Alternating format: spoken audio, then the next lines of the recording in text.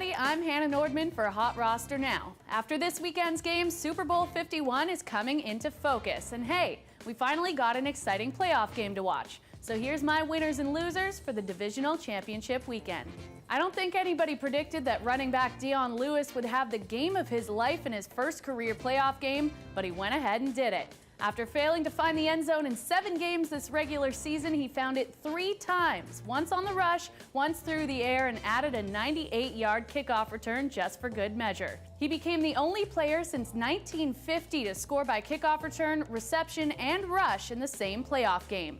It wasn't all pretty, though. He did fumble twice, which kept the game tighter than most people expected. And post-game, that's really all he focused on. But 3 TDs and a win are definitely enough to land you on my winners list. With a 1-4 record in the postseason, I think it's fair to say Matt Ryan hasn't always been his best in big games. But that was definitely not the case on Saturday. Ryan threw for 338 yards and 3 touchdowns with no interceptions in the Falcons' 36-20 rout of the Seahawks. The highlight came in the second quarter with a 99-yard touchdown drive. Atlanta's on to the NFC Championship game for just the 4th time in their 51-year history with an MVP-caliber Matty Ice at the helm. Aaron Rodgers never ceases to amaze. His last-second 36-yard pass to a toe-dragging Jared Cook was absolutely unreal. But he's not the guy on my winners list this week. That goes to Green Bay kicker Mason Crosby. Crosby became the first kicker to make a pair of field goals of 50 yards or longer in the final 2 minutes of a postseason game, the last one for the win as time expired. And he had to make the game winner twice, with Dallas coach Jason Garrett calling a timeout before the first attempt. This was also the first time he made multiple 50-yard field goals in a game in his career. He's now made an NFL record 23 consecutive postseason field goals. Now every winner's list must be complemented by some losers, and I'm starting with you, Brock Osweiler. That was a winnable game on Saturday. The Patriots looked human, coughing up the ball enough times to make it just a 4-point game at the half. But Brock could not get it done. He averaged less than 5 yards per attempt on 40 passes, marking the 4th time this year he's thrown for less than 200 yards on 40 or more throws. He didn't complete a single pass longer than 20 yards, and his 3 picks sealed the Texans' fate.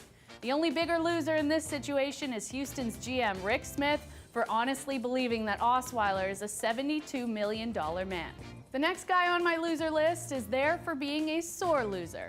Travis Kelce's play may have been solid with 77 yards on 5 receptions, but his comments after the game were definitely salty.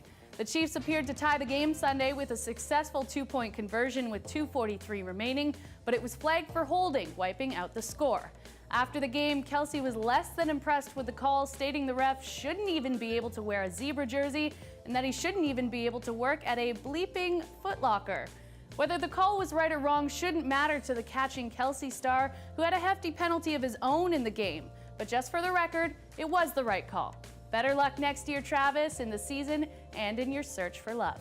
Finally, although they ended up winners, my final loser is the Pittsburgh Steelers for advancing to the AFC Championship game without scoring a single touchdown. Really? Let's work on that for next week. Make sure you join us tomorrow when Carrie Ohm digs into some waiver wire picks for the week. And for those of you who don't know what HotRoster is, check it out. Go to HotRoster.com, download the app, give it a try. It's like no other fantasy game you've ever played. And then for help winning the game, check out HotRoster Today with Cam Stewart and Gary and Thorne every weekday at 4:30 Eastern, only on the Fantasy Sports Network. For HotRoster Now, I'm Hannah Nordman.